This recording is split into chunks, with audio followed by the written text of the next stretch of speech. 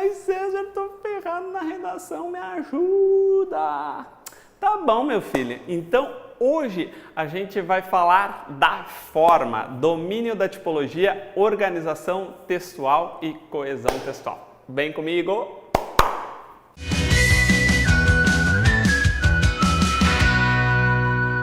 Muito bem, então, pessoal. Hoje vamos falar deste ladinho aqui. Eu estou opondo já, como no vídeo passado, né? A gente vai falar da forma. Então, vamos tratar desses três elementos, que é o dominar uma tipologia, organizar um texto e a coesão textual, tá? Primeira coisa e primeiro critério que a gente tem que demonstrar lá para o corretor é que dominamos a tipologia, tá? O que é a tipologia? É o tipo de texto solicitado pela proposta. 95% dos concursos e vestibulares vai solicitar que vocês façam uma dissertação, tá?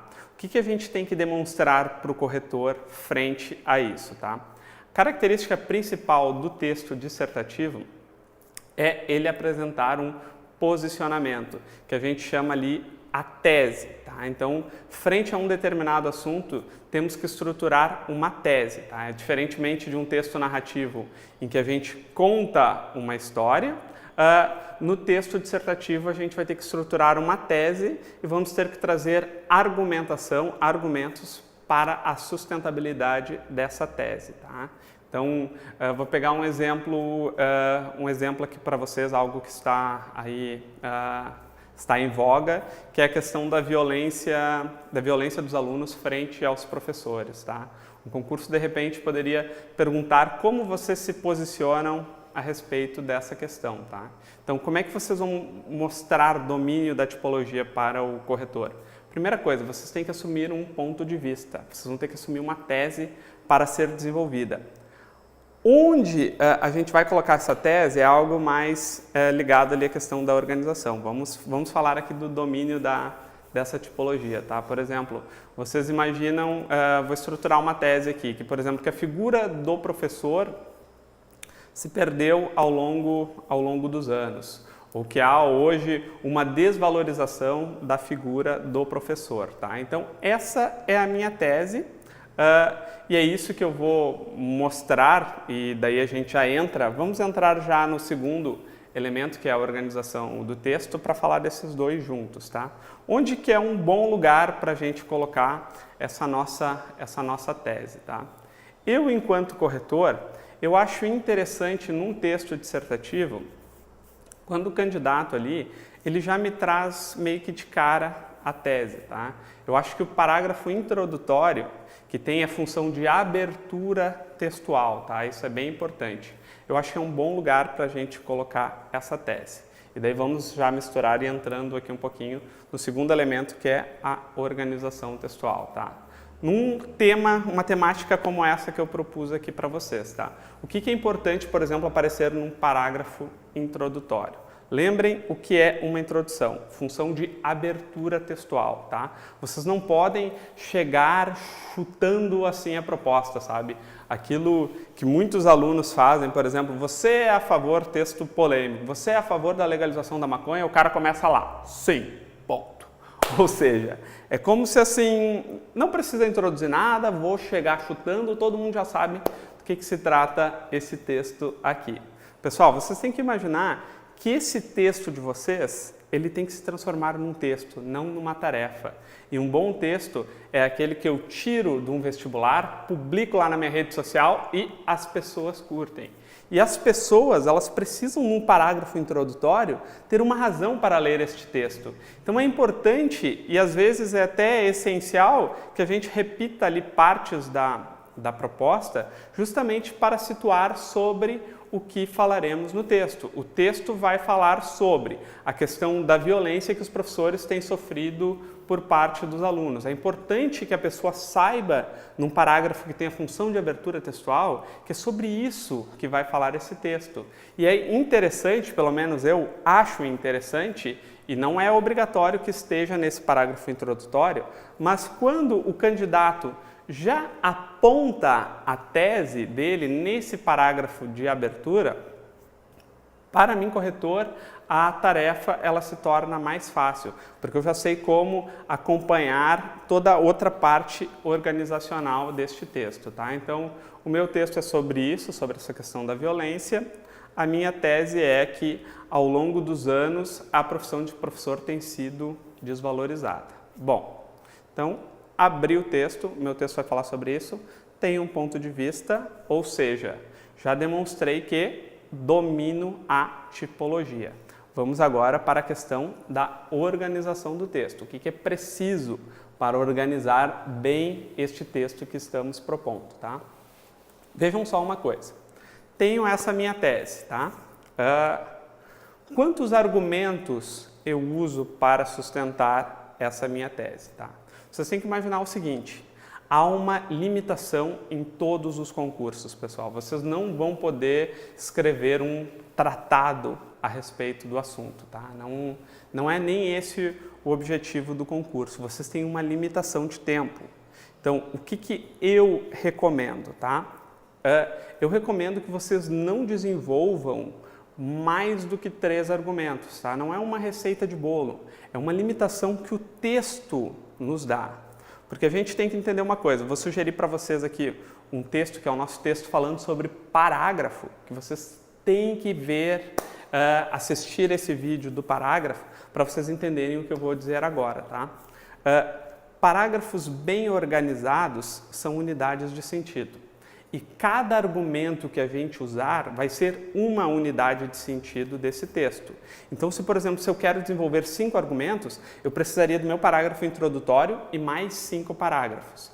Provavelmente, eu vou fazer tudo de forma muito rasa, não vou ter nenhum tipo de aprofundamento na minha argumentação e eu vou perder pontos por causa disso, tá? Então, sugiro para vocês que vocês façam 2 argumentos, 3 argumentos, estruturem cada um desses argumentos em um parágrafo. Professor, quantas linhas tem que ter o parágrafo? Assiste o vídeo do parágrafo, meu filho. Tu precisa de quantas linhas forem necessárias para desenvolver o argumento. Se tu precisar de 5 linhas, desenvolve em 5, se forem 7 é 7, se forem 3 é 3. Só não esquece que o parágrafo, assim como o texto, é interessante que tenha uma frase de abertura, tenha um desenvolvimento e tenha um fechamento. Assiste o vídeo do parágrafo, não vou ficar repetindo aqui o que já disse lá no vídeo do parágrafo, tá? Então vocês vão elencar por que a profissão de professor tem sido desvalorizada ao longo do tempo, tá? Tem influência a questão da mídia, por exemplo, que sempre bate que o professor ganha muito pouco. Tem a ver com argumento, por exemplo, que hoje em dia as famílias estão deixando a cargo da escola a educação dos seus filhos. Bom, aí já elenquei, por exemplo, 2 possibilidades de argumentação que vão ter que ser desenvolvidas nestes 2 parágrafos. César, mas parece que são 2 frases que tu fez. Isso que eu fiz são o que chamamos tópico frasal. Ou seja, vai ser o título, a entrada deste meu parágrafo que eu preciso desenvolver. Como eu vou desenvolver isso? Isso a gente vai ter que falar na aula de conteúdo, de sentido, porque desenvolver o argumento, a gente tem vários recursos para fazer isso. A gente pode fazer uma argumentação a partir de causa, a partir de consequência, a partir de comparação, a gente pode criar uma pequena narrativa para estruturar essa argumentação. Então, tudo isso não está relacionado à forma, está mais relacionado ao sentido, que é um próximo vídeo que a gente vai ter que desenvolver, tá? Então, ali estruturei, abri o meu texto, desenvolvi os meus 2 argumentos, cada um deles em um parágrafo. Não posso simplesmente entregar para o corretor, te vira, tenho que fazer este fechamento textual. Aquele chamado efeito fim, tá? É preciso amarrar, costurar isso com tudo que já foi dito para que o corretor entenda, olha, esse cara está fechando o texto. Há formas também de fazer isso, tá? Mas uma delas é bem importante que vocês entendam. Esse último parágrafo não é lugar para colocar nenhum outro argumento, não é lugar para colocar alguma coisa que vocês não vão desenvolver, não é lugar para se colocar novos tópicos frasais, porque tudo que vocês prometem no texto tem que ser desenvolvido. Tem muito texto que acontece, e poderia dizer sobre tal coisa, mas isso daria outro texto. Bom, meu filho, não diz então, se não vai escrever outro texto, tu não vai ter essa oportunidade, não diz. Então uma dica é, parágrafo final não tem nada de novo, vocês só vão ter que fechar esse pacote, tá? É colocar o lacinho e entregar bonitinho lá para o corretor, tá?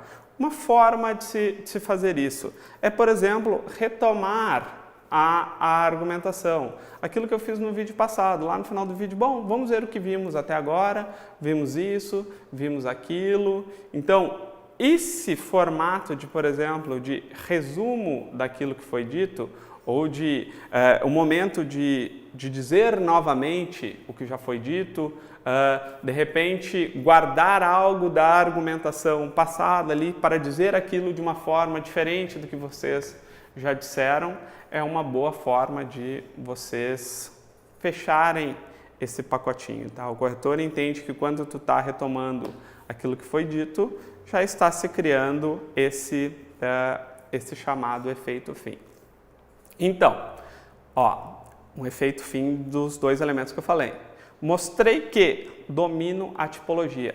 Sei o que é um texto dissertativo, sei que preciso ter uma tese, sei que essa tese precisa ser construída com uma função de abertura textual, com desenvolvimento de argumentação, que é o meu segundo elemento, que é a organização do texto, um efeito fim, parágrafo inicial abre o texto, parágrafo final fecha o texto, e daí nos sobra ainda um último elemento que é a coesão textual, tá? Que ela é muito intimamente ligada com a organização do texto, tá? É onde a gente faz a nossa tessitura, é onde a gente costura as partes do texto, tá? Aqui eu vou dar algumas pequenas dicas de coesão textual, tá? O uso de nexos, isso é muito manjado, mas eles apontam os caminhos argumentativos. Eu digo isso em função daquilo, então isso, visto que tal coisa, outra coisa, sinalizar as oposições, entanto, no entanto, contudo, a partir desses nexos, a gente consegue fazer esses links entre as frases, e a gente pode fazer isso também entre os parágrafos. Eu posso trazer um parágrafo e começar o outro dizendo, por outro lado, de uma outra forma, ou pensando isso de uma forma diferente. A questão dos nexos são importantes conectores textuais. A gente faz isso também com retomadas léxicas. E é importante que a gente faça isso de uma maneira qualificada para a gente não ser penalizado, por exemplo, na questão da semântica. A gente vai falar um texto sobre professores, a gente vai repetir isso muitas vezes. E é importante essa retomada léxica para fazer essa costura. Mas ao invés de a gente usar professores, a gente vai usar às vezes corpo docente, a gente vai usar o docente, a gente vai falar do mestre, a gente vai usar os nossos pronomes pessoais, que para isso que eles servem, a gente vai usar um ele. Nem sempre a gente precisa usar um ele, às vezes o próprio verbo sem a pessoa do pronome já já retoma isso. Então, essa retomada léxica e retomada léxica qualificada, ela é importante, bem como que a gente chama uso de deíticos, que são esses indicadores que a gente usa com os pronomes demonstrativos. O isso, o isto, este, aquele, sabe? Essa retomada que a gente faz. Então, isso é importante por tal coisa. Esse isso retoma tudo aquilo que foi dito. E eu amarro uma coisa à outra. Essa é a conexão que se dá através do que a gente chama a coesão textual, tá? Há outros elementos de coesão, por exemplo, elementos anafóricos que vão retomar os elementos, que na verdade estou me repetindo aqui, mas em geral, quando a gente demonstra através da língua que a gente conhece esses mecanismos, estou tratando de duas frases que têm oposição. Eu uso um conector que me diz, olha, isso aqui se opõe a isso aqui. É bem importante quando a gente trata dessas adversativas, a gente tem que entender que elas são bons elementos argumentativos, porque uma adversidade, sempre o peso da adversativa é sempre maior do que o que a gente disse na primeira parte. Vou dar um exemplo para vocês entenderem que eu uso bastante com os meus alunos o poder da adversidade, tá? O cara tá terminando com a namorada, vai dizer, meu amor, tu é a mulher da minha vida, sempre quis casar contigo, sempre sonhei ter uma mulher como tu, mas, e esse mas já vai vir, ó, vai vir um soco no rim. Porque não importa tudo que tu disse antes, o que vem depois pode ser a maior bobagem. Depois vai ter um peso argumentativo maior. Eu te amo, mas tem a Libertadores na quarta-feira e tá complicando, sabe? Olha só, não importa a bobagem que tu diz depois, tem um peso maior do que aquilo que tu disse antes. Então, as adversativas, elas podem ser bons contra-argumentos. Tu pega um argumento de alguém que pensa diferente de ti, mas tu dá mais peso para o teu argumento, mas isso a gente já está passando para a parte de sentido e aqui a gente está criando um problema de organização textual no nosso vídeo. Olha só, eu estou deixando que isso me leve para uma parte de sentido que não é exatamente aquilo que a gente está tratando nesse vídeo. E é muito fácil a gente se deixar levar e eu começar a falar com vocês sobre outra coisa que não é específica deste vídeo aqui, tá? Então isso é muito importante no texto e é muito importante que a gente tenha essa consciência textual, tá legal, pessoal? Espero que vocês tenham gostado desse vídeo, que tenha ajudado vocês a tratar e vamos fechar esse pacotinho da forma, porque tô louco para falar sobre sentido, tô louco para falar sobre produção de conteúdo, como a gente faz isso de forma mais qualificada. E vocês já sabem que para isso vocês vão ter que dar o like lá no canal, vocês vão ter que se inscrever, porque a gente precisa de gente assistindo para que isso tudo possa acontecer da forma bacana que já vem acontecendo, tá legal? Então, mega beijo para vocês, espero vê-los na próxima semana. Até mais, tchau, tchau!